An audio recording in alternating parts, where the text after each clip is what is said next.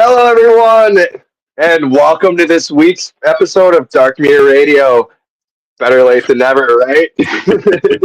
We do apologise for being just a tad bit late, but we are using a new streaming service, and unfortunately, we are having issues logging in and getting everything started. So please do bear with us. Slight technical difficulties. Anyway, right. I don't know where we've got it shared out to, so we will just have to go with the flow. Checking. Oh, excuse me, while I clear my lungs. Right. Okay, we're good. Make yourself comfortable because I'm sort of. Anyway, how is everybody? I blame it on the aliens. I mean, I mean. Oh, we are live. Okay, it's come up as a Facebook user, so we don't know who Facebook user is. I don't even. Hello, Facebook user. The spooky guy. Hello, Facebook user. For some reason, I can't see you on my screen, but I can see you on my laptop screen. So, okay. Oh, there we go. It was Eric and Rita. Hey, Rita.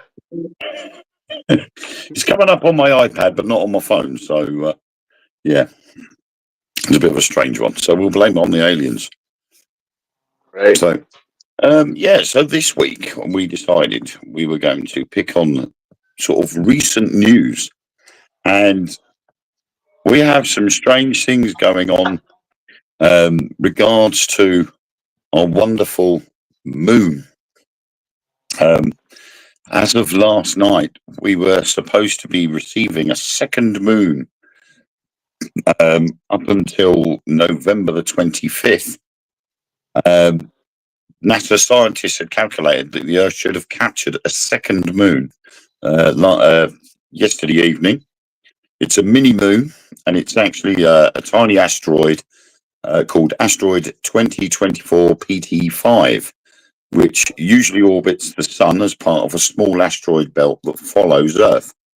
But while Earth's primary companion, the Moon, has lingered around our planet for almost 4 billion years since its formation in the solar system's infancy, this asteroid will be a temporary fixture that won't even see the year out. And according to the latest data available from NASA's Jet Propulsion Laboratory Horizon system, the temporary capture will start around 3:54 Eastern Daily Time, I think that is, and will end 11:43 Eastern Daily Time on the 25th of November. Mini Moon event will expert and Universidad Complutense de Madrid professor Carlos de la Fuente Marcos told Space.com on Wednesday. The object that is going to pass a visit belongs to the Arjuna asteroid belt, a secondary asteroid belt made of space rocks that follow orbits very similar to that of Earth at an average distance to the Sun of about 93 million miles. Marcos told Space.com last week that objects in the Arjuna asteroid belt are part of the near-Earth object population of asteroids and comets. Though the idea of Earth getting a second moon sounds extraordinary, these gravitational capture events are actually quite common. Yes, Mark, everything's good, mate. Yeah, we're all good, Mark.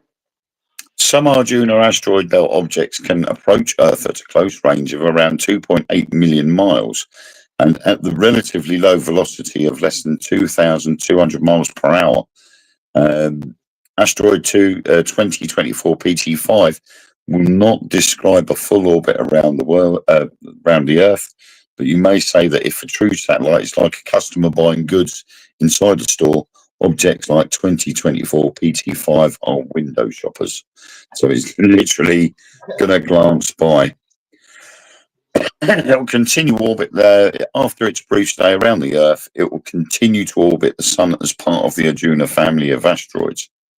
So it's just this particular asteroid has got rather close to sort of absorb into our atmosphere for just a second in our gravitational pull, and then shoot off again. Mark is currently preoccupied with his anniversary evening. That's his 3rd anniversary. So congratulations to Mark and Rachel. Happy anniversary. Yeah. So yeah, it's a strange one really, because in our lifetimes we've never known there to be a second moon, and apparently we will be able to see it, even though it's relatively small. And it's going to be further away than our moon is. They reckon it's only supposed to be about 37 feet wide. So Wow. it works out that the moon is 308,108 times wider than the asteroid.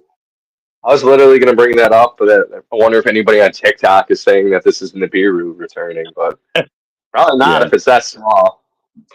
I mean, the problem was all these rumors like TikTok and all these other social media platforms were all saying we're going to get a second moon.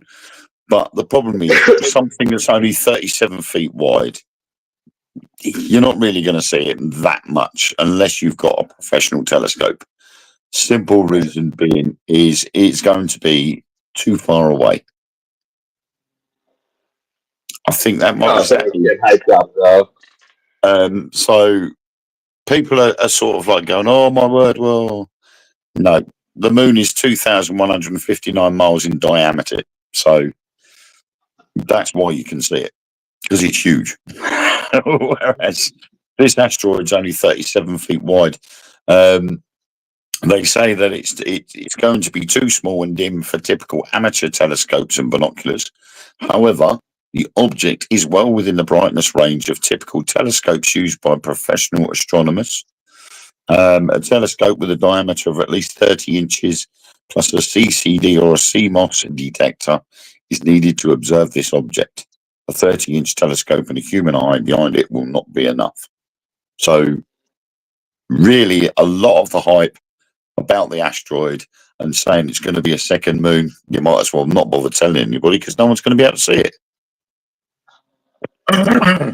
But it's quite fascinating that we've now got the technology where we can detect these objects and let people know that it's going to be there.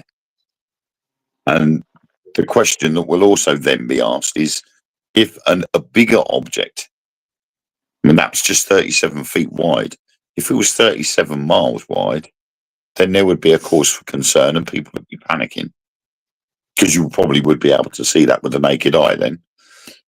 But this, it's nothing. And we get asteroids come into our atmosphere all the time. But this one seems to be using Earth as a slingshot.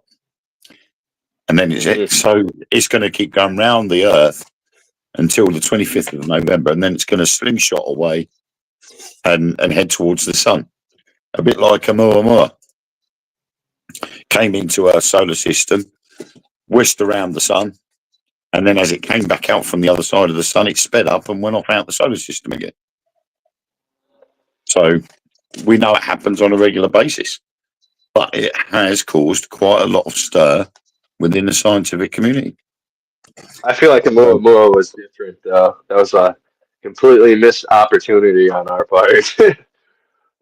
I think so, but I think with Oumuamua, I don't think our technology was quite ready compared to what it is now.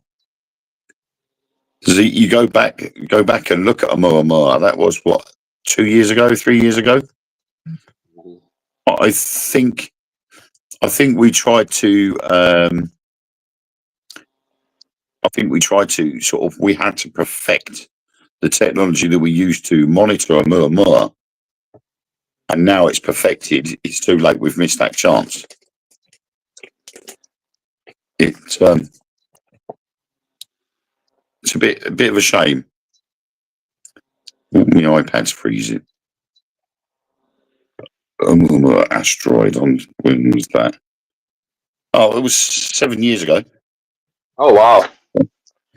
Um, Feels like you. Yeah, technology's set Fair up a few. little bit. At least I hope. Yeah. It was formerly designated 7i 2017 U1. And it was used. It was detected using the Pan-STARRS telescope at Haleakala Observatory in Hawaii. And then approximately 40 days after it passed its closest point to the sun on the 9th of September, it did a runner. It was 200 meters long, but it was discovered, and after it passed the sun, it then sped up. Which You're not too late. We just don't know who you are. This is Facebook. hang on. So, hello. Oh, it was I don't know Tracy. why it's doing that this week. Yeah, we've got some issues with I think different devices have got a different reaction, and some of them are showing up the names and some of them aren't. My iPad's giving everybody's names, and my mobile phone isn't.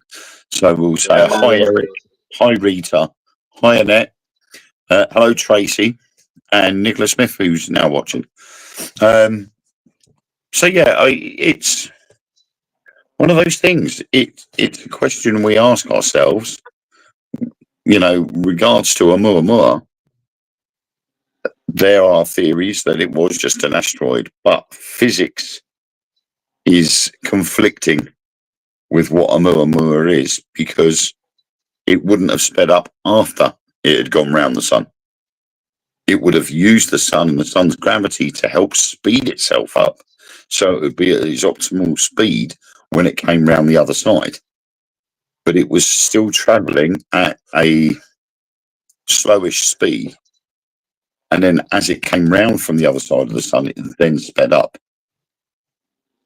Forgot about me. Who did I forget about? Yeah. We're sorry, Facebook user. The comment hasn't come up on my iPad yet, so I do apologise if I forgot you. Oh, is Noreen? Is that I Noreen? know.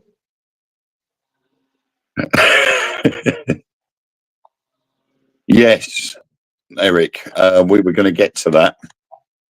We were going to get to that one as well, because this is where the James Webb Telescope has come in. Oh yes, Pickle Tom. Hi Tom. Hope you're all right. That's who the pickle emojis are for. I was wondering about that. It was like, oh, what a wonderful time for us to get It's Pickle Tom. It's a pickle. Do you want to do the James Webb Telescope and the Armada? Yeah, Eric's seen it. Maybe some of you also seen it who are out there playing around on TikTok. Apparently, there has been an armada of ships picked up by the James Webb Telescope. Supposed to arrive at like the end of the week. We shall see. I wonder if it's coming to tell us off.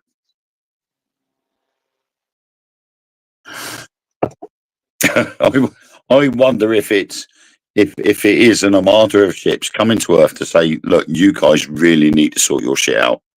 Because if you're thinking of coming into space while you're still doing all this, you're grossly mistaken.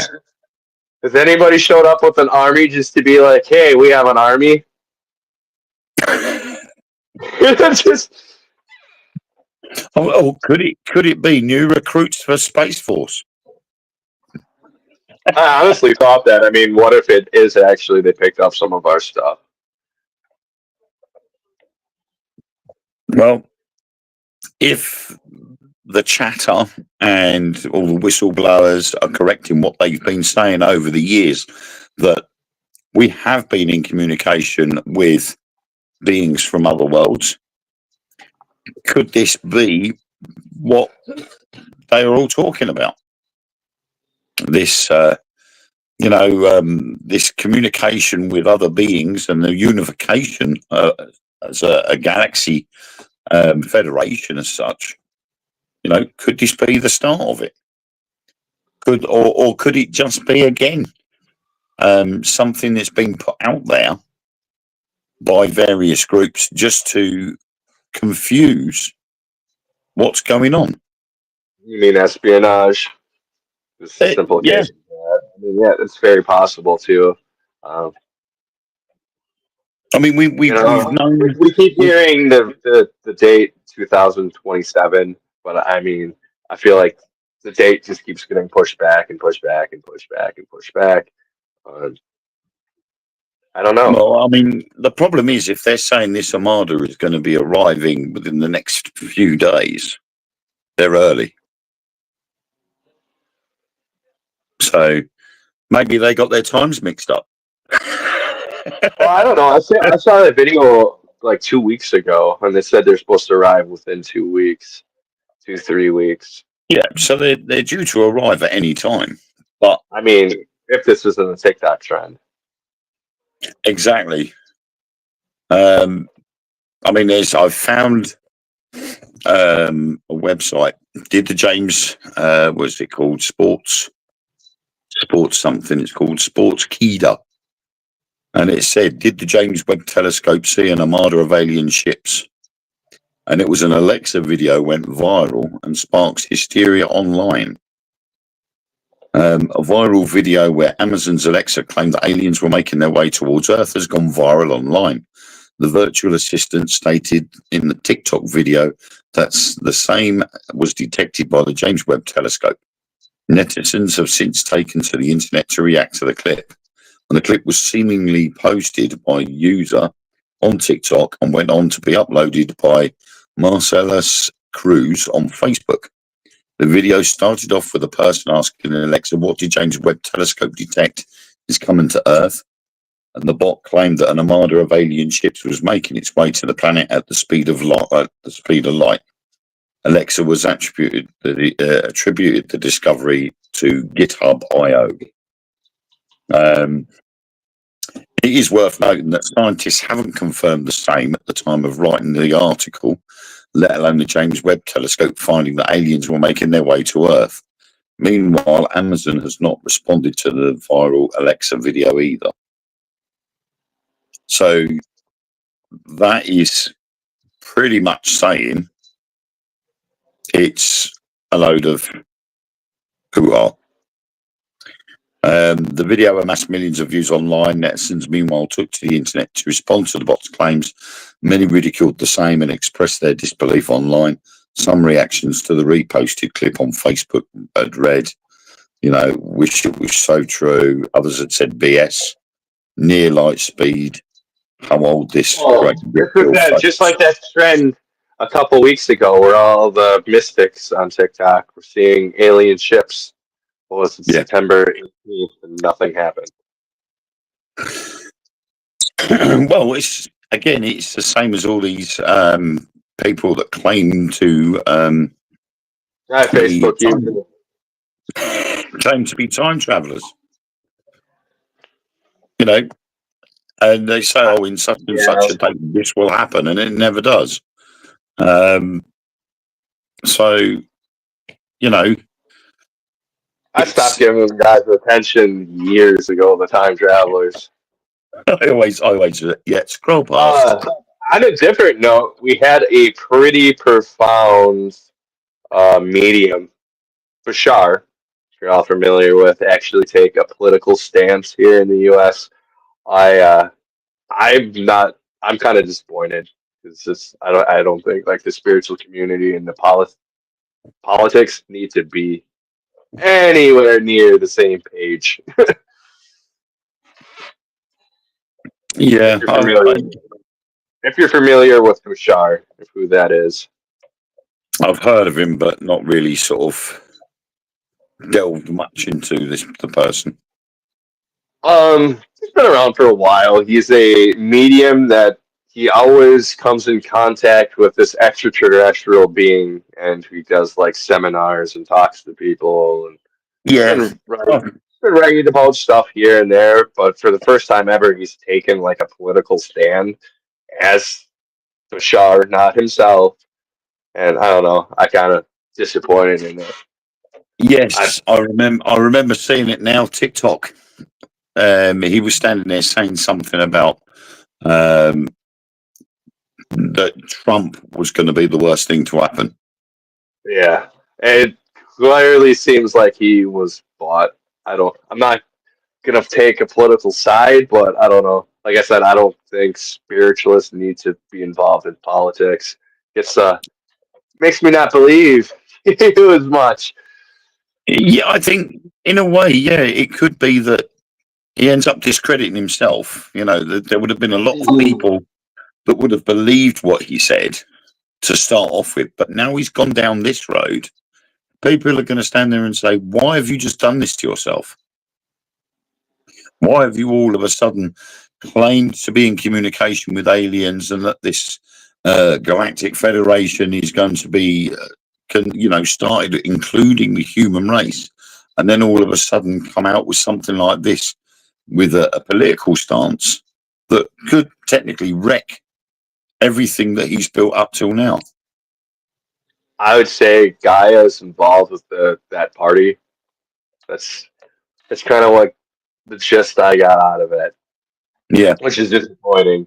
Um, which is, whistleblowers, we cannot allow certain companies to like take charge of, No. disclosure. We can't. We can't. They're always going to spin their own narrative. Whistleblowers Otherwise. need to remain independent. Mm-hmm. They've got to stay independent. They can't be swayed by a company or a higher power apart from the one they believe in. Especially a politician. Yeah. It just isn't going to work, really. And I think he's probably dug his own grave by doing what he's done. Yeah. But we have something else from the James Webb Telescope as well. And that was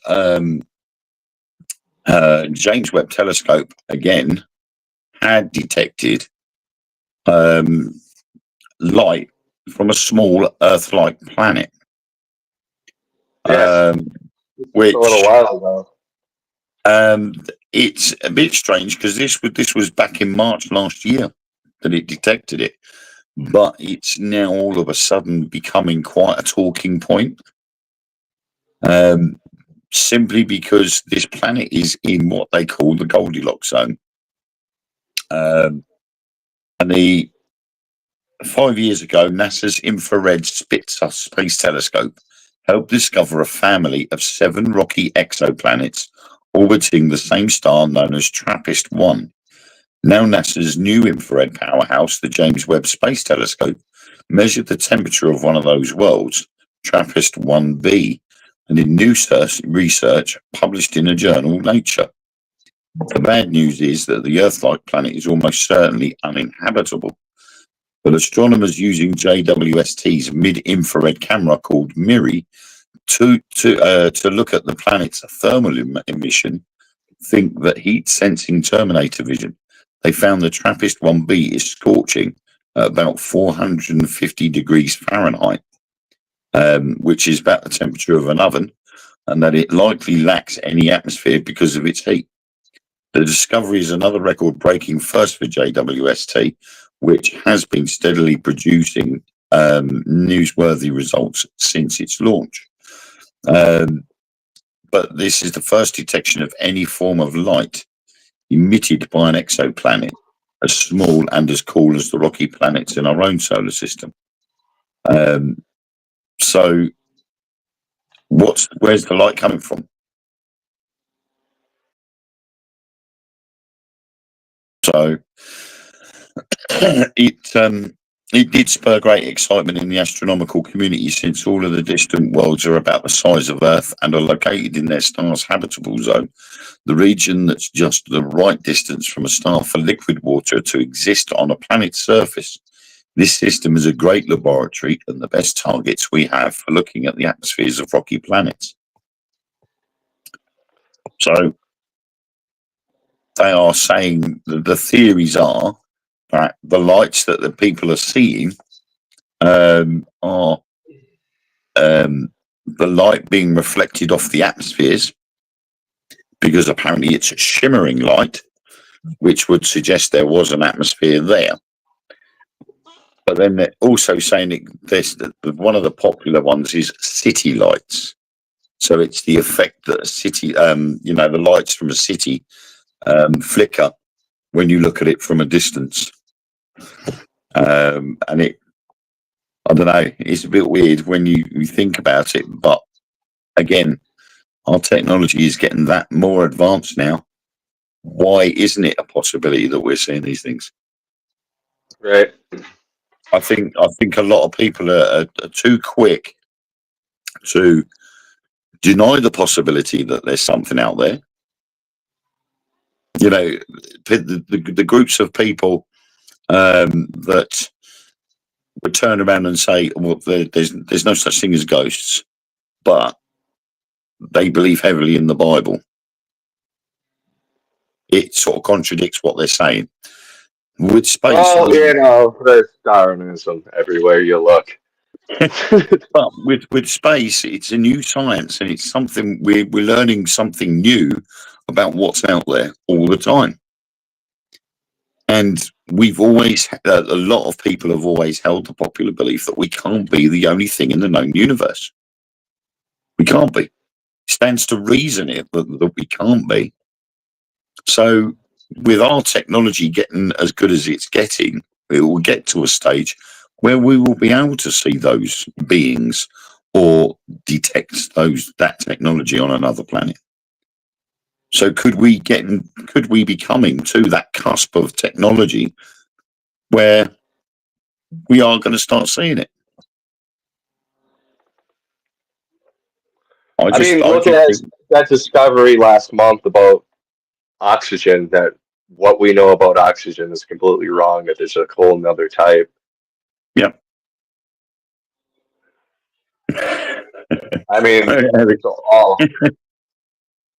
We are learning what's new here. Is it loading? Yeah. This is the thing. Our technology is increasing at such a rate, and it's going so fast that as soon as a piece of technology is released on general sale, evening, Robert. Soon as something's brought out as new technology, there is another company out there already in the planning phase, ready to be released, that's better than what's just come out.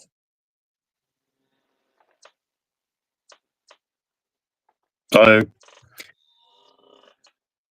we know that too, of how technology is suppressed to us too, about how really advanced. I think so. The good technology has been held back for the people that want it, or the people that can use it for their own benefit. Right. And then the general technology it's been, it won't get released till years down the line when they've got something better and they don't need that anymore. And then they go, well, now we've got this is better than that, so we'll let them have that one because we've got this one now. We were talking about that too with planes, how there really hasn't been an advancement in years upon years.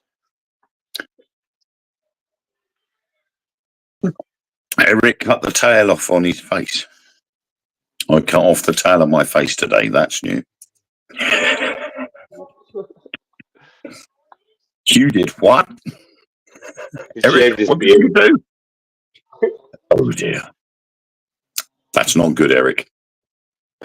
So I don't know. It's just strange that the stories that are out there that we're getting, there is a story out there regards to it, but it's been morphed, it's been changed, it's been altered, and unfortunately, it's been changed and altered and put in the technically the wrong place, but for others the right place, because then that word gets spread out and the hype then gets put out there as well.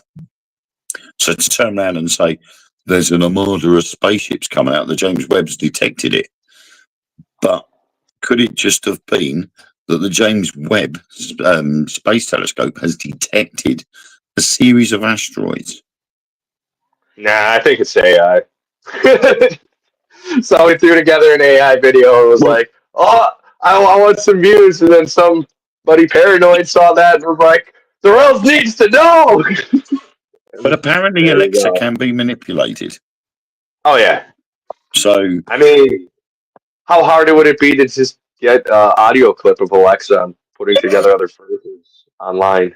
You know?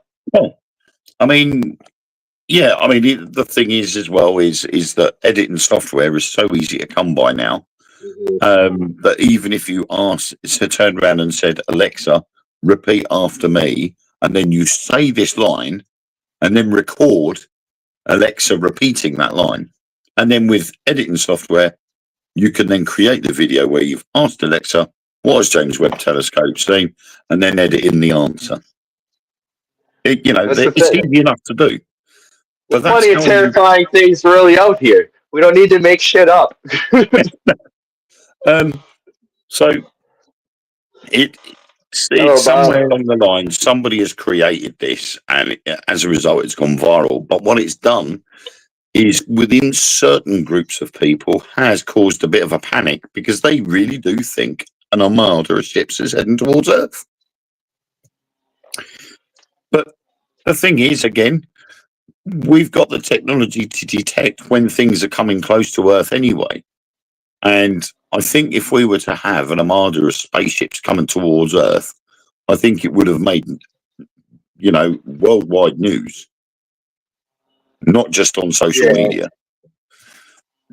You know, but on the other side of the coin, it would then explain why a month ago, members of the armed forces and members of the police force were handed guidebooks on how to handle visitation from other beings. So could that be a part of it? Again, was it part of the social media hoax as such? Or is this actually happening? There still hasn't been anybody posting pictures of this guidebook. So it would be interesting. I can't wait to see a picture of this guidebook that's gone out there. Do you think it's true? Well, like I said, you would have thought by now that somebody would have posted a picture of this so-called guidebook. And Right. I I haven't agree with I haven't you. seen it. I think with Amanda's comment, I think they would have no choice but to tell us if there was a serious amount of objects heading towards Earth that they knew were other beings or extraterrestrials. I think they would have no choice because you wouldn't be able to hide it. Because Yeah, I it would be agree. obvious. It would be blatantly obvious. And depending on the size of these objects as well, if it turns out that they're bigger than the moon, then you know people are going to see them regardless, and no amount of covering up are they going to be able to hide it. It is going to get to that stage, like Josh said earlier, that it's supposed to be 2027. They're supposed to be here, but I personally think that's a hoax. Yeah, me too. I couldn't take it seriously enough. I don't think it just seems a bit strange. So Amanda has just said our military's been given this guidebook, and Amanda's in Japan, so even the Japanese have been given out the guidebook. So that's two countries we know of that have been given the stuff. So it's if aliens came here who said they're going to be hostile, unfortunately, Hollywood says they're going to be hostile. I think. Bob says they would not tell us, though. Shows like Skinwalker Ranch is the government's way of getting us ready. You have to remember George Orwell's Screw Up radio show that convinced the public UFOs had landed. But that was the War of the Worlds. That was the radio play, and that was taken from H.G. Wells's book War of the Worlds. So it He was. did his company with some creepy dudes, though. He is also the father of Scientology. I mean, the thing is, as well, is that when you look at the likes of War of the Worlds, if you read that book, there are some pretty weird stuff in there that, when you look at it, actually does sort of, in a way, ring true. We know Mars is a dead planet, but you've got to remember when that book was written, they didn't have the technology that we've got today to know that Mars was dead. And to come out with the fact that Mars was a dying planet, so the inhabitants of Mars decided they were going to come to Earth. So unlike the Spielberg version of War of the Worlds, where did they land? Well, they didn't land in the USA because they'd already planted the tripods in the ground. Whoa. And they actually launched the pilots of those tripods into the ground. So the tripods were already there. But and what annoyed me about that version of the film was the fact that nobody actually sort of looked into the history of how they got there in the first place. Because they come out of the ground. So many of us wiped out at that point in time, anyways, in the movie. I mean, the only way I can work out is how they managed to do it was the fact that they could have linked it with the original War of the Worlds. Because the original War of the Worlds was set at the end of the 19th century. So maybe it was that they had a Scientologist play the main character in that movie too.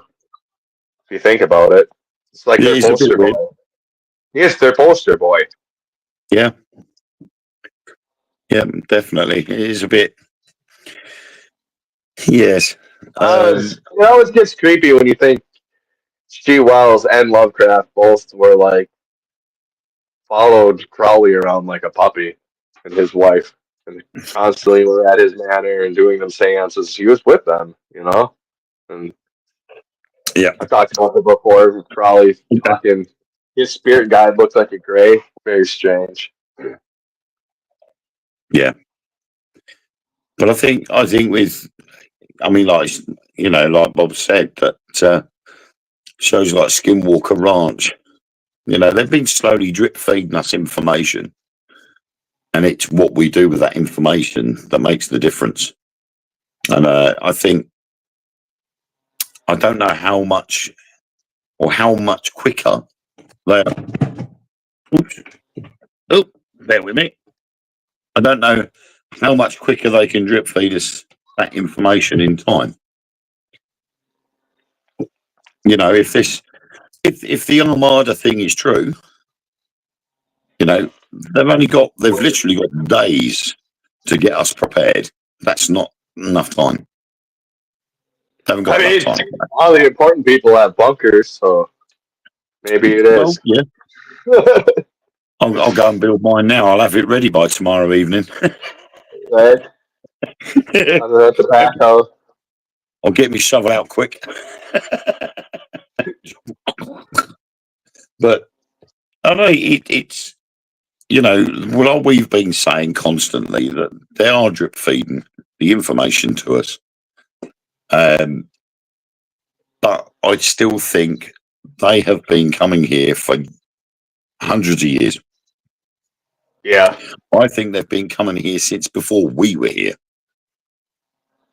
So the way I see it is we're sort of a blot on their paper as such, you know. They've That's been kind of how I feel about it too. I mean, do you pay attention to the pigeons when you're on the road? Do you notice the bugs on the side of the road? Do you see a deer? Do you really think much of it when you pass it? Well, to be honest, I do, because I think if you're going to run out in the road in front of my car, you're going to get squashed. Right. I mean, other than that, are you thinking about breaking bread with that being, or worrying about its financial struggles, or give it there, You pull over on the side of the road, go, are your savings okay? Have you got a good investment future? I've been more worried about its welfare, but in the sense that it could walk into the road Right. rather than has it got a family and does it go home for dinner or does it stay where it is and have tea and then go home later on to his wife and get roasted for staying out?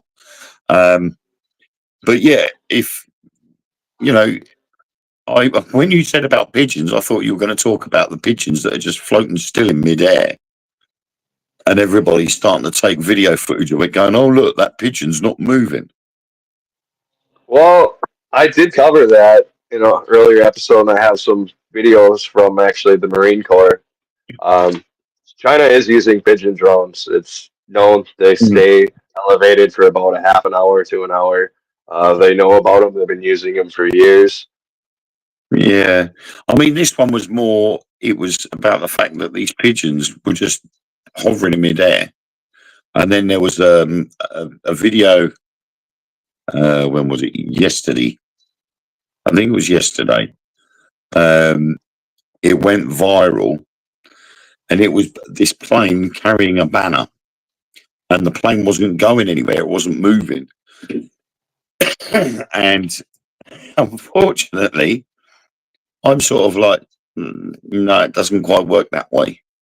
The plane would be moving had the headwind not been so strong. The banner behind it is pulling the plane back.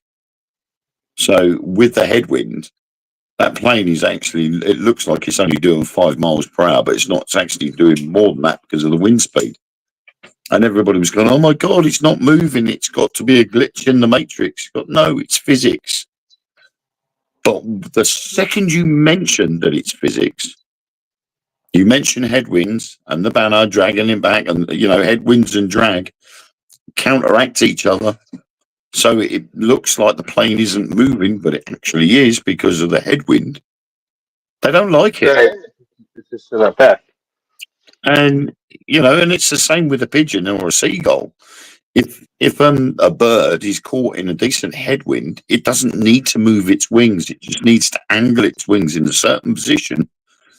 So it doesn't need to use its wings. It just holds the wings out and the air current goes underneath it and it's there.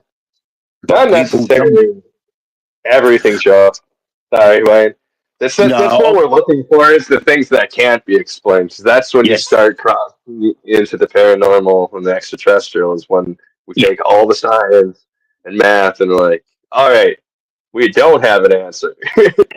Yeah. But the thing is when people try to put flying aircraft aren't actually going anywhere and try and put it into the paranormal.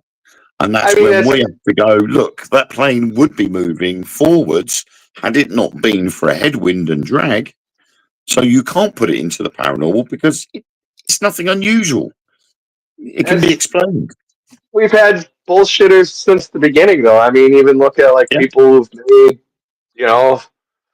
mummies and their own giants, and it's just a bunch of dead animals crafted together, and you're like, oh. Okay, yeah, you're a scientist, I guess. Sure. I mean, we've had a famous hodag here in Wisconsin as an example. Yeah, we had we got a series of museums up and down the country called Ripley's Believe It or Not. We have them here too, and we had the Philippine Mermaid or the Philippine Merman or something. And it's I can't baboon and a fish. That is like a baboon on a fish. Yeah, and you're just like, seriously, and I think it's again because obviously when Ripley's Believe It or Not first started out, we didn't have things such as technology, but what that was entertainment value. People were able. It was a curiosity thing, wasn't it? People go in the freak show, the era of the freak shows. It was like bread and the bearded lady.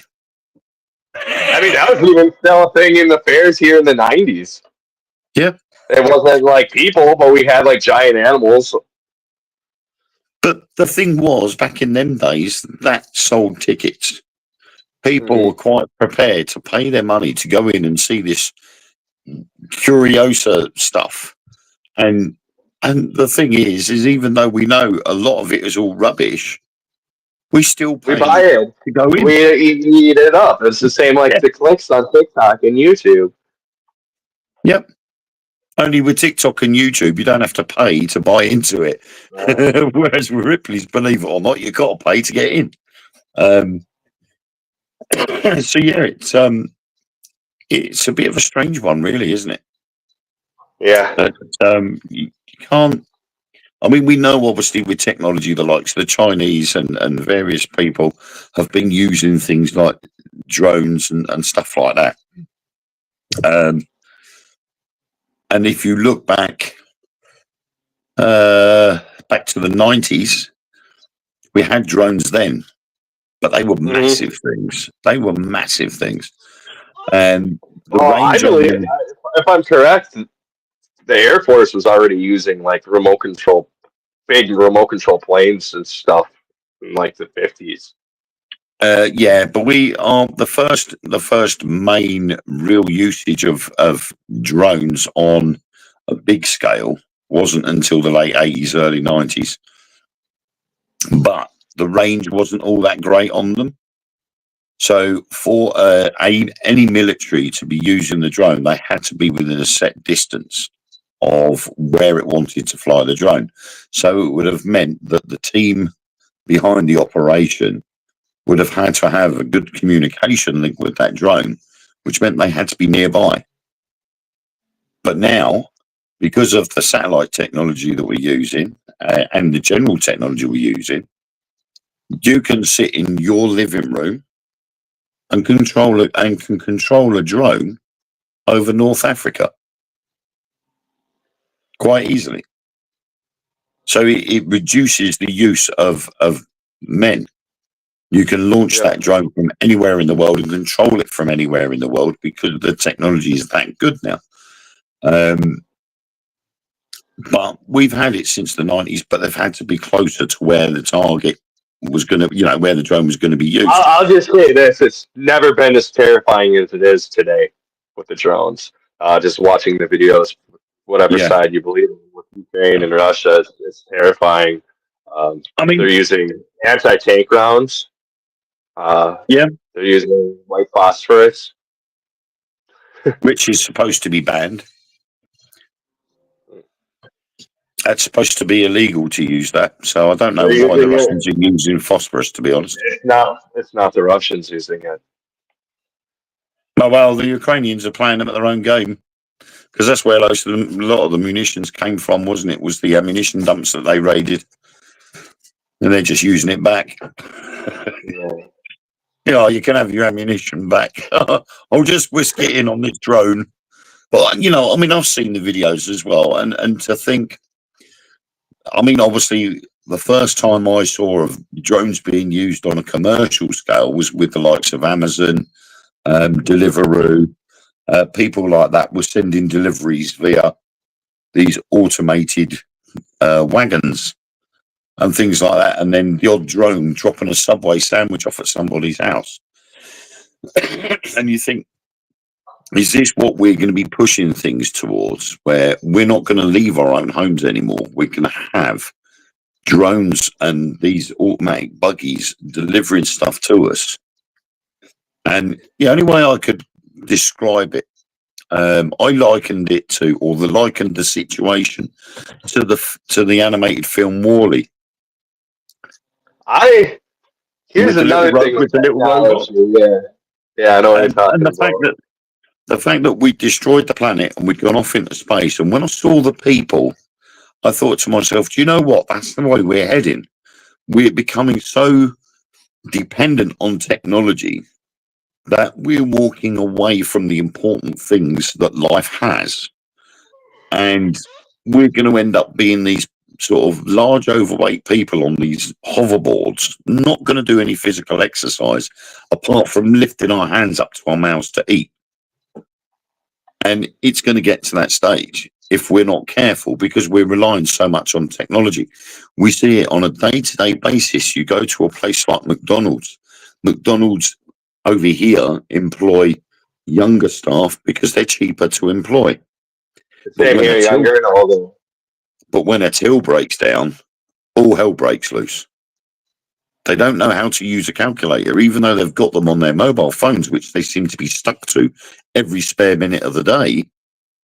They don't know how to use that calculator. And I'm like, if you're working in a McDonald's, you have to use a till. But no, because all you do is put in one Big Mac, one fries, one Coke, and it tells you how much, it tells you how much it's going to cost. And then you just put in, oh, they've given me $10. Right, okay, press the $10 mark, press the button, and then it tells you how much change you got to give. So the only real task they've got is just counting the change out. And they struggle with that. So when that till breaks down, all hell breaks loose. And they're all like, oh, what's going on? Can't handle it. And she just said, yeah, how know what he's talking about? Right? I get so mad when it comes to McDonald's like that. And I'm just like, you know what? Back in my day when I worked here, I had to do all that in my head, and I had to do it during bar close. You know, ever work in a restaurant during bar close? When I first used a till, you literally had to put in the number, what it was. You know, like I worked in a video shop. It was my first ever job. Was working in a video shop, a bit like Blockbusters, and you had to put in the higher price. So it'd be say like £1.50 for the night's hire of a video or film. And I'm thinking, right, okay, they're going to give me £5, so I know full well I've got to give them £3.50 change. You know, it's automatic. But nowadays they can't do that. And if anything goes wrong with the till, all hell breaks loose. We've had a McDonald's close here in Colchester. We had a McDonald's close because the tills went down and nobody knew what to do. Taco Bell here is completely changing the AI, so you will not speak to the workers at all or even see them. The good thing is I don't like Taco Bell, so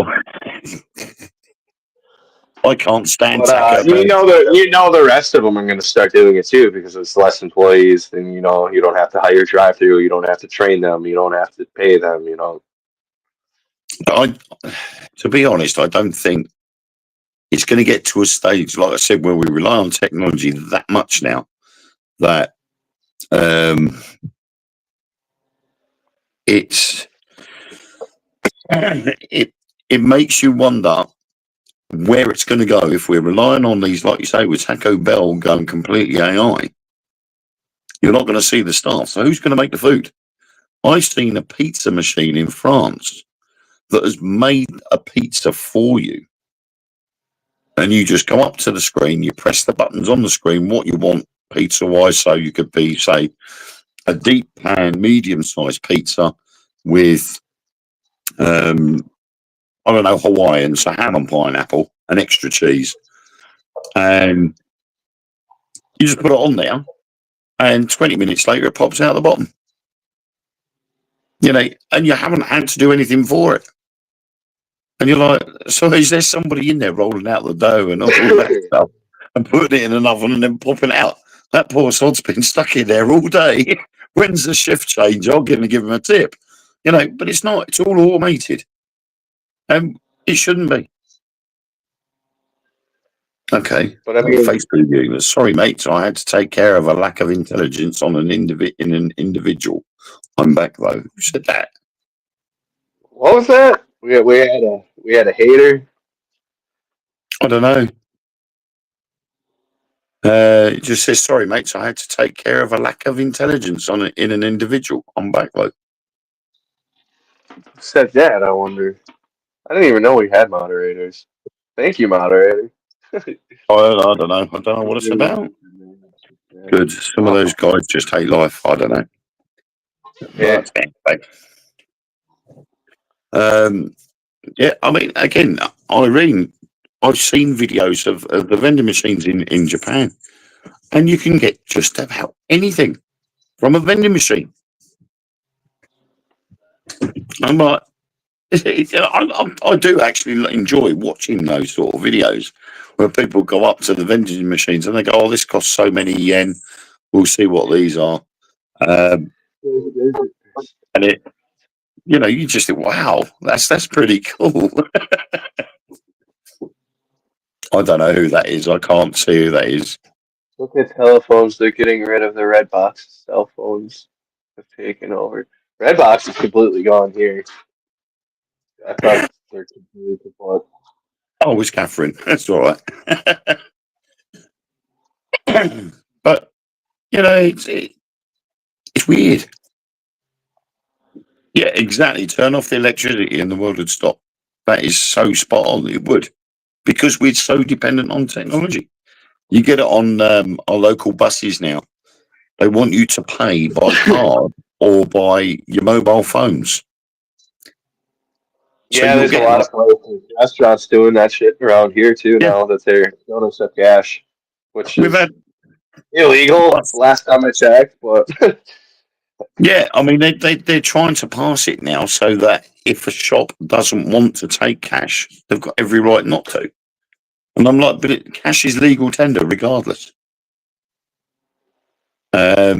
It's we have the same issue over here between English banknotes and Scottish banknotes.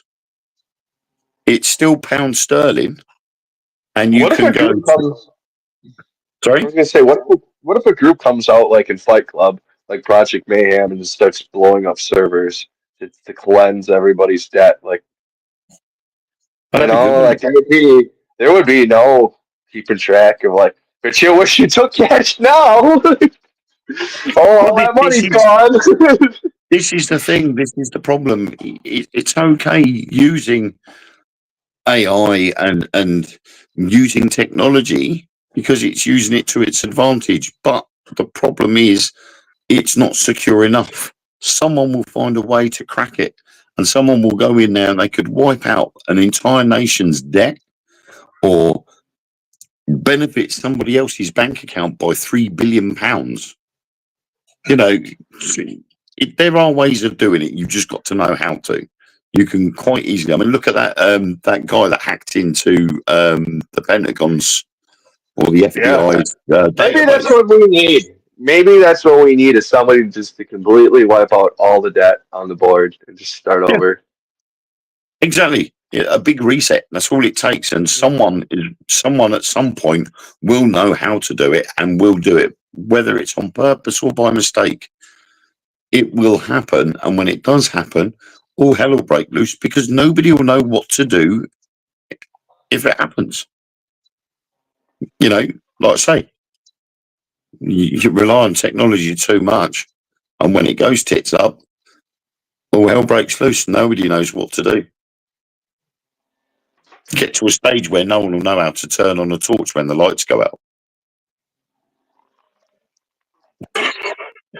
Teach your children. Yeah, it is. That is basically all it is. We rely too much on technology. When technology goes, bang, you're going to have a problem. So, in you have these issues out there, like I said, with England and Scottish banknotes. I could go to Scotland with all my English pound notes and go into a shop and spend them. But when you come back down here with a Scottish banknote, try to spend them in the shops, and you find that a lot of people will go, "We're not taking that." They've got to because it's legal tender. It's just that it's not an English banknote; it's a Scottish one. But by law, they have to take it. And I think is it Kalani Ghost Hunter. He's an American paranormal investigator, and he comes over to the UK. And he did a TikTok video the other day saying he couldn't understand why they wouldn't accept his Scottish £20 note in England. And you're like, okay, they're supposed to accept it. It's legal tender. But you get a lot of people will fight you over it. They say, no, you ain't spending it here. But you take it to a bank and change it over, they'll do it pretty quick because it's still pound sterling and it's still Makes legal sense. tender. But it's like a lot of things. You can get these like collector's coins. I think you do have collector's quarters and dollars over there, don't you? Yeah. Where they mint so many 100,000 or a million of a certain type of coin. There used And to be a channel in the 90s where there was like all sorts of crazy ass coins. They had like Star yeah, Wars ones. yeah, Like a whole we get them. shopping network dedicated to it. Yeah, we get them over here with £2 coins and 50 pence pieces. And at one point, we did have it with 10p's as well. The 10 pence piece, they brought out an alphabet collection. And I think it's worth about £130 if you've got all 26 or all that was minted. But we do keep getting the £2 coins and the 50p's. And we've had 2 lots of Star Wars 50 pence pieces come out. Which I've got the full sets for, but they did like the Olympics, 2012 Olympics, 50p's came out, and they're highly collectible, and yet they're only coins, they're only 50 pence pieces. When they come out, they were only worth 50p. But there is one that was done in 2009, Kew Gardens. It's worth £150, but it's only a 50 pence piece. So all these people that have had this coin in their hands never realised that 15 years down the line, that coin was going to be worth so much more than what it was worth in their hand. And they let it go. So only place where US dollar is used here is only in the Navy, not Marine bases. Yeah, it's pretty much the same with United States Air Force bases here in the UK. They used to have a Milton Hall Air Show every summer, and you could either spend US dollars or pounds. So when you went up to a barbecue stand, they would have the prices in English and US dollars. So you could decide what to do. And I can remember one year we came home. We came home from Florida one year, and I think it was about a week later we went to the Milton Hall Air Show, and we used what was left of our US dollars getting burgers at the air show rather than taking them to a shop and exchanging them. So that's quite funny. But I've just noticed how an hour has gone by so quick. Yep, it did. I can't remember how long we're supposed to go on to. No, we were supposed to be an hour and a half. Going on at I don't know. I can't remember. Island in the British Indian. Right, okay. I don't know what is happening at Diego. Yeah, I don't. Oh, yes, that's a joint base for the UK and US militaries. Well, that's not very nice, is it? It's an island in the British Indian Ocean Territory, a disputed overseas territory of the United Kingdom, also claimed by Mauritius since 1970s when its inhabitants were expelled. The island has been used as a joint base of the UK and US militaries. Oh. That's a secretive UK-US island. Maybe we should talk about that next week. Maybe. Apparently, that it's Armada shows up. Apparently, yeah. Apparently, it's a secretive UK and US island. Uh-oh. Islands are secret in my country. You know what they're doing on them. Yes. Yeah. I think we've got until 11 p.m. 10 minutes. Yeah, we've got another 10 minutes, and then we had a twister. Who's that? Facebook user said we had a twister. Is that It was Joe? Joe. Yeah. Oh, yes, Joe. Yeah, we actually, mile for mile, the UK gets more tornadoes and water spouts than America does. The only problem is the American ones tend to be a hell of a lot nastier. Ours are just minuscule, minute, piddly little things that don't really do much damage, whereas the American ones are really Yeah, nasty and, yeah, not a nice thing. So, but we technically get more per year than America does, but ours are just a fart in a jar, basically.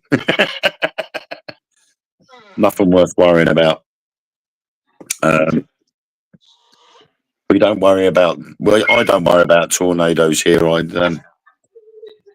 We had we had one in here in Colchester. When was it? Oh, just before the weekend. I think it was about 4 days ago.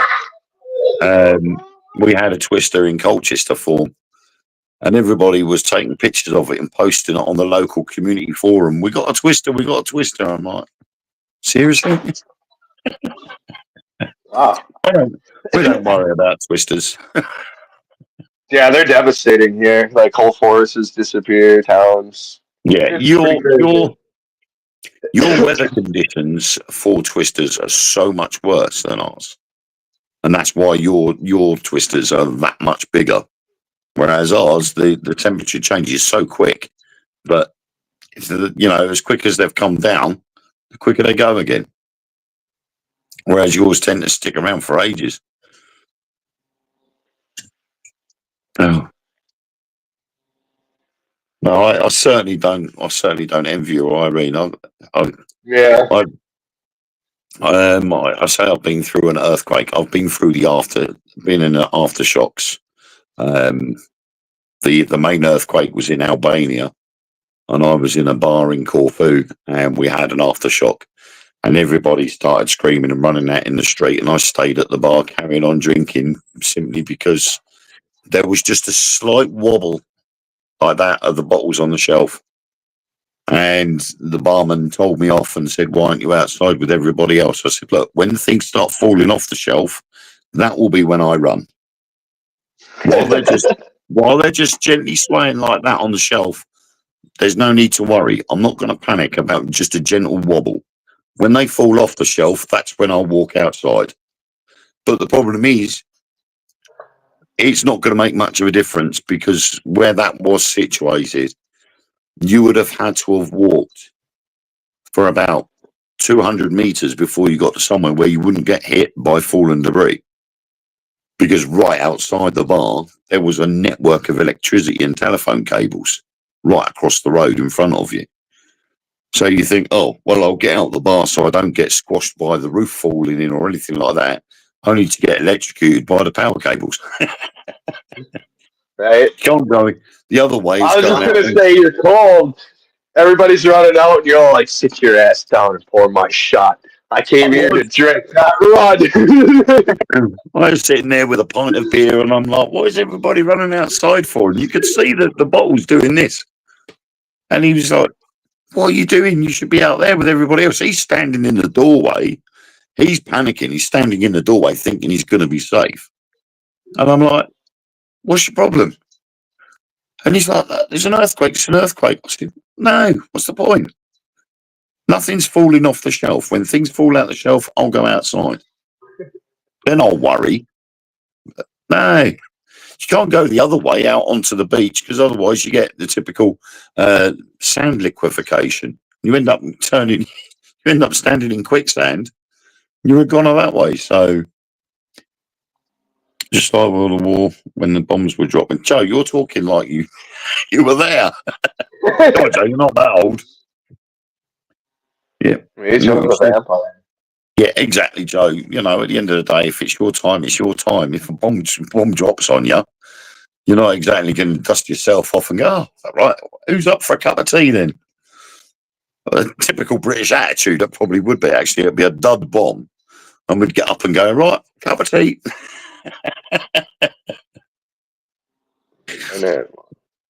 Yeah. But that's what you do. You'd be like, oh yeah, well, that bomb's not that far away. That bomb's so many miles away. You could tell by the sound how far away it was. And when it gets too close, you think, yeah, that's getting a bit too close for comfort now. So I think I'd better move. And you Your do. body and settlement will let you know when it's time to go. You wouldn't have actually had someone in the cockpit give you a ring first to say, I'm going to drop a bomb on your head. You might want to get in the shelter now, or I'm going to drop them. Doesn't work that way. But yeah. Oh, God. People buy toilet paper and rice, so they're nuts. Yeah, that is. I mean, I will admit it is panic buying. It's like when we had first lots of lockdown and everything else. Everybody was going, "Oh, I better go and stock up," and they were buying shed loads of toilet roll, and they ended up buying so much toilet roll that the shelves were out of stock. The Same here. supermarkets We couldn't have get the resupplies in, and then when people were like, "Oh, so what am I going to do with 200 dog rolls? I've got 200 toilet rolls. What do I do with them?" But that craze has carried on. You go on to TikTok shop, and there are 120 toilet rolls for £20, and you're like, "Yeah, great." So you go and buy them because you think 20 quid for all these toilet rolls. That's a good deal. in the Tornado Alley over And then here, Irene. you spend 4 days trying to figure out where to put them. Yeah. Yeah, same over here too. I don't understand that because we have like 6 major toilet paper factories like within stone's throwing distance. And I was like, if all the shit to be buying, people, why are you buying this? Exactly. I mean, toilet roll's not what you would class as a necessity, is it? If you're still able to get water, you just wash your backside. You don't need to use the toilet paper. But what did we do in nature before we started building houses?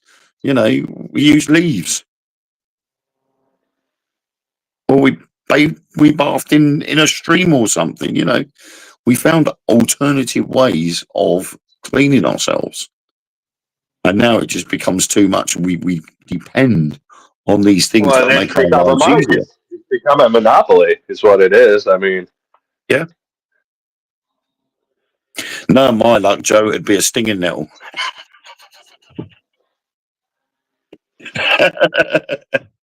Certainly, you go to use the dock leaf to wipe your backside with and end up picking up a stinging nettle. you were talking about it. It helps. Maybe try something there. You can use any fly after that.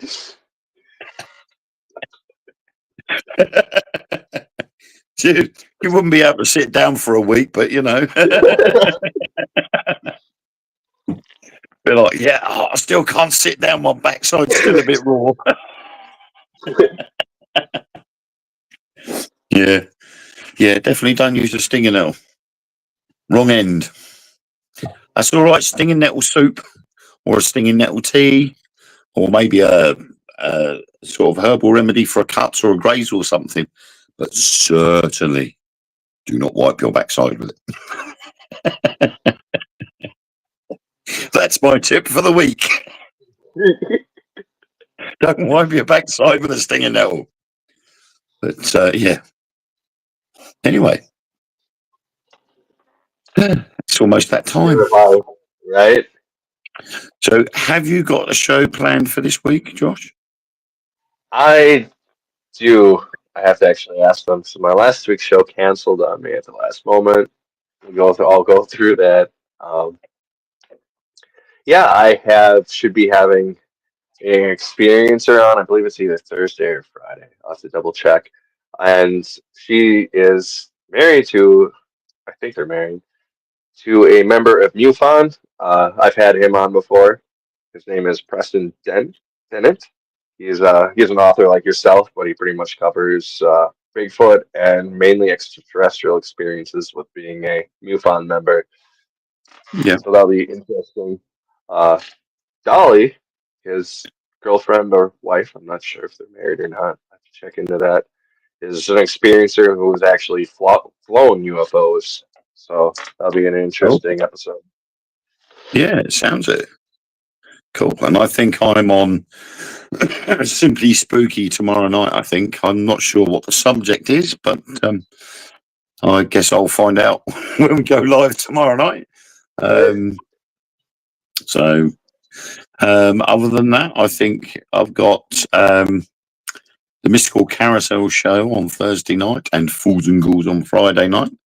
So if you're about, try and drop in tomorrow night, Thursday night, Friday night on Simply Spooky and the various streaming platforms, Things Network and everything else. So it was good to see you all. And hopefully, I don't know how we're going to stop the live stream, but we didn't think of this one. We got Mark to start it. We need Mark to finish it. We're going to amp up the numbers, or we're just going to keep going. I don't know, because I think there's someone coming in after us. So we need to come off. Mark! This is now the Dark Mirror Radio channel. Yes, the Dark Mirror Radio Show. And if anybody comes up with any videos or anything of interest that sort of might be worthy of us talking about, send it to myself, Josh, or Mark.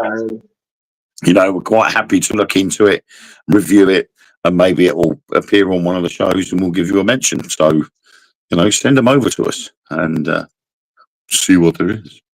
So my wife just chimed in. She's got control, so we can cut it whenever you want. Ah, cool. Well, in that case, it is time to say goodbye to you all, folks. It's been a good one tonight, so I'm glad you all joined in and all had fun. So I will bid you a farewell and over to Josh. Bye, everybody.